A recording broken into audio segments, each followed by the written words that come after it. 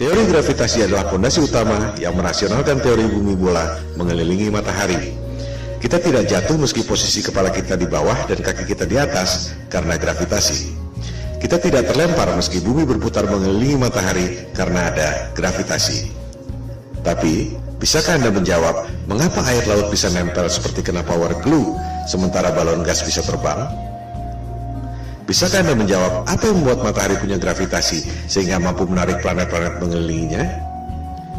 Kalau Anda bisa menjawab, silakan ajukan ke Komite Nobel. Sebab Einstein pun sudah berusaha menjawabnya dengan teori relativitas dan ia tak dapat hadiah Nobel untuk itu.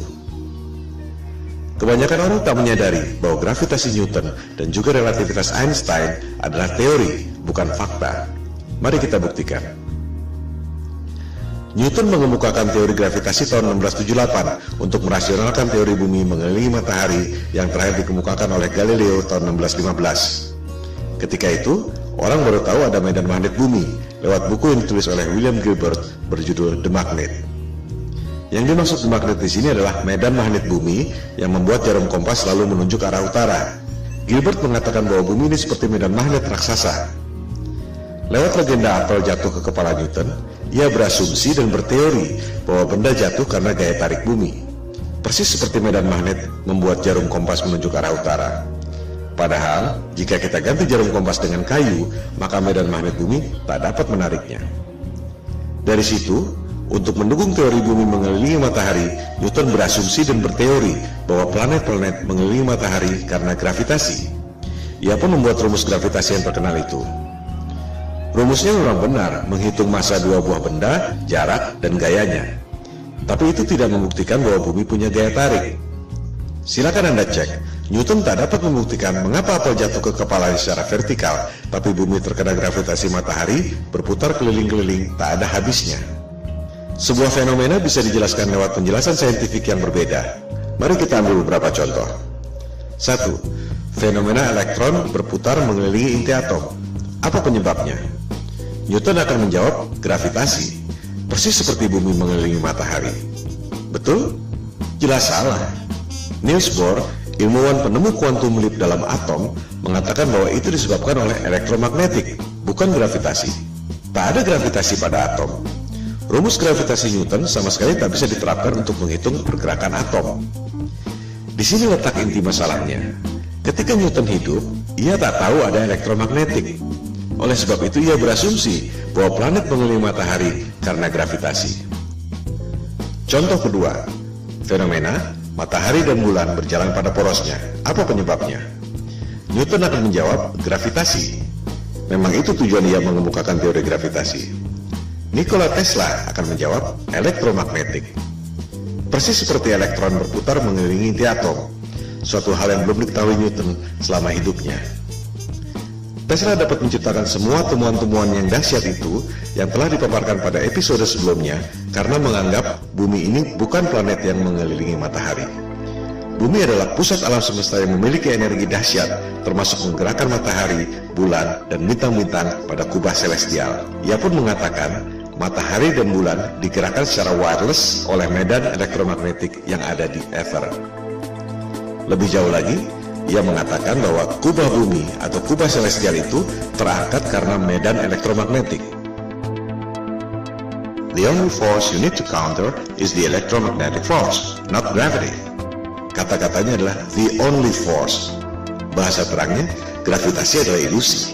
Tesla pun mengatakan bahwa bintang-bintang menempel pada kubah celestial atau the firmament, bahasa Alkitab Taurat, terjemahan King James. Contoh kasus ketiga, fenomena besi tenggelam dan gabus terapung di air. Apa penyebabnya?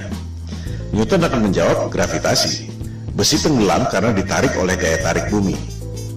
Archimedes akan menjawab berat jenis. Besi tenggelam karena berat jenisnya lebih besar dari berat jenis mediumnya, yaitu air.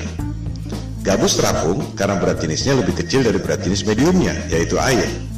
Kita lihat, sebuah fenomena bisa dijelaskan dengan paradigma sains yang berbeda. Contoh kasus keempat, fenomena balon helium terbang di udara. Newton dengan paradigma gravitasinya mungkin terpaksa menjawab anti-gravity. Archimedes akan menjawab dengan hal yang sama, berat jenis. Balon helium terbang karena berat jenisnya lebih kecil dari berat jenis mediumnya, yaitu udara. As simple as that.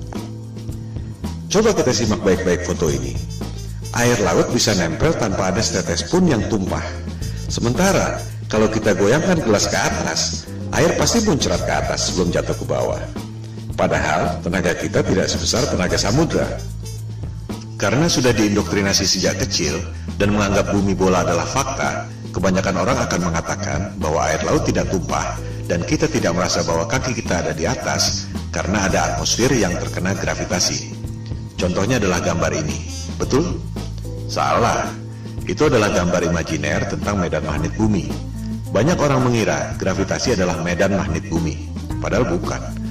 Seperti dilihat pada gambar itu, ada jarum kompasnya. Artinya, itu adalah medan magnet bumi yang membuat kompas menunjuk arah utara, bukan gravitasi yang mampu menarik orang ataupun gajah. Gambar tentang gravitasi adalah seperti ini. Di situ tulisannya, gravitasi membuat semua yang ada di bumi ini stabil. Apakah itu gambar ilmiah? Jelas bukan.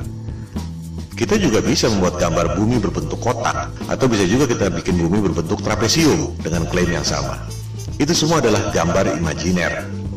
Coba kita perhatikan gambar ilustrasi gravitasi bumi itu. Apa yang janggal? Kita bandingkan dengan gambar medan magnetik bumi sebelumnya. Di gambar kanan itu, kita lihat ada kutub positif, ada kutub negatif. Ada gaya tarik dan ada gaya tolak. Sama seperti gambar besi magnet. Ada gaya tarik, ada gaya tolak. Ini adalah hukum kekekalan energi. Energi tak dapat diciptakan dan tak dapat dimusnahkan. Hanya bisa berubah bentuk. Contohnya, orang niup balon. Jika balonnya mengembang, pasti paru-paru yang niup itu mengempis. Tak mungkin ada balon mengembang terus jika tak ada energi lain yang mengempis. Inilah hukum kekekalan energi. Nah, itu teori gravitasi, ada gaya tarik bumi, tapi tak ada gaya tolak. Di mana logikanya? Ini bertentangan dengan hukum kekekalan energi. Sekali lagi, gambar-gambar pendidikan yang canggih-canggih itu adalah gambar imajiner. Tergantung asumsi orang yang membuatnya, bukan berarti bahwa itu fakta. Newton tak dapat menjelaskan mengapa bumi bisa punya gaya tarik. Yang bisa menjawab itu adalah Einstein tahun 1905. Dia bilang, gravitasi terjadi karena massa yang besar seperti bulan, bumi, matahari membuat ruang dan waktu melengkung. Wow, sungguh ide yang brilian yang tak terpikirkan dalam imajinasi saintis manapun di dunia. Itu yang membuat Einstein seorang jenius yang lain dari yang lain. Sebuah teori yang sangat indah. Pertanyaannya, apakah teori itu betul? Itu cuma teori yang ada dalam tulisan dan gambar, tak pernah ada di alam nyata. Contohnya ini, orang mencoba menjelaskan teori relativitas Einstein, bagaimana ruang dan waktu melengkung, menciptakan gravitasi yang membuat planet-planet mengelilingi matahari.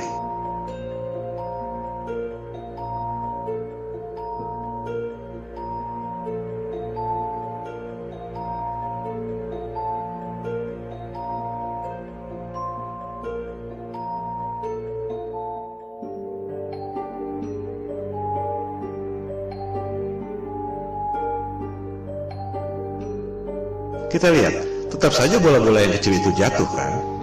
Tak mungkin ada benda berputar-putar terus selama ribuan tahun.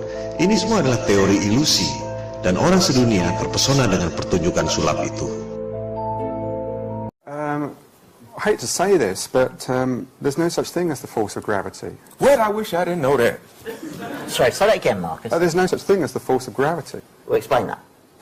I can explain it with some maggots. That's why it took Einstein to realise, it took a genius to realise that there is no force, but all that's happening is the Earth is moving in a straight line, but of course a straight line, or the shortest distance between 2 points, in a kind of curved thing like this, is a circle. It's a circle. Sort of like using psychedelic drugs, say. Yeah. Gravitasi adalah ilusi, yang nyata adalah elektromagnetik dan berat jenis. Mari kita buktikan.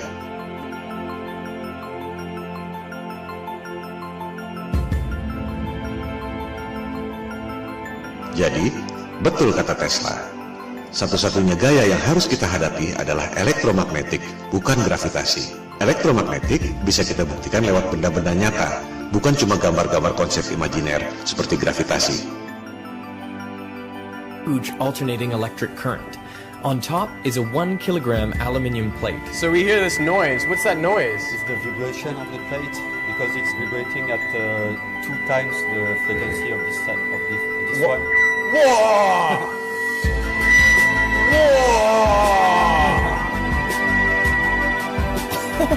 How does it do that? To find out, I've come to the place where it all started, the Royal Institution in London. Ini semua bermula dari abad pencerahan Eropa, di mana kelompok Freemason atau penyembah iblis yang kebanyakan adalah para intelektual, raja-raja, bangsawan, dan aristokrat ingin menggantikan peran agama dan ketuhanan untuk menguasai umat manusia di dunia. Mereka tidak melakukannya dengan tentara seperti Genghis Khan atau Alexander yang Agung. Kaum Freemason melakukannya lewat intelektual, propaganda, dan mind control. Bermula dari teori bumi mengelilingi matahari.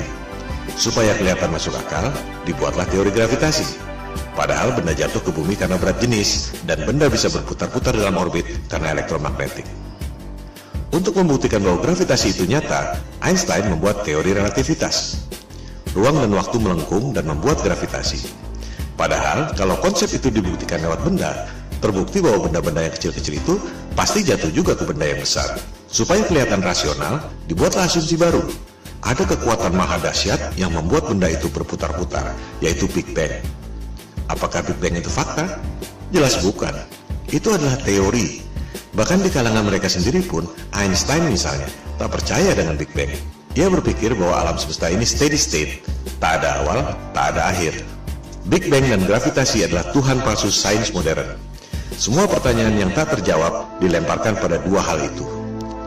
Media-media dan dunia pendidikan mempropagandakan teori Big Bang seolah fakta, lengkap dengan gambar-gambar canggih yang sebenarnya cuma imajiner. Berikut usia alam semesta 14 miliar tahun yang sebenarnya cuma perhitungan matematika berdasarkan asumsi. Oleh sebab itulah Tesla mengatakan, para saintis ini hanya menghitung matematika dari rumus ke rumus, dan akhirnya menciptakan struktur yang tak ada hubungannya dengan realitas. Model alam semesta berdasarkan asumsi matematika itu, jika asumsi dasarnya salah, maka semuanya runtuh. Gravitasi adalah ilusi, yang nyata ialah elektromagnetik dan berat jenis. Oleh sebab itulah, Goethe, intelektual terkenal dari Jerman, mengatakan bahwa gravitasi Newton itu adalah mistisisme sains. Newton menipu diri sendiri. Saya mengutuknya. Itu adalah kosmologi orang gila, kata Goethe. Dengan demikian, kita tutup argumen kelima yang membuat kita sebelumnya yakin bahwa bumi ini berbentuk bola. Gravitasi Newton adalah teori, ilusi, konsep imajiner berupa gambar-gambar yang tak pernah bisa dibuktikan lewat benda. Gravitasi dan juga Big Bang adalah Tuhan palsu yang merupakan pondasi utama kebohongan sains modern.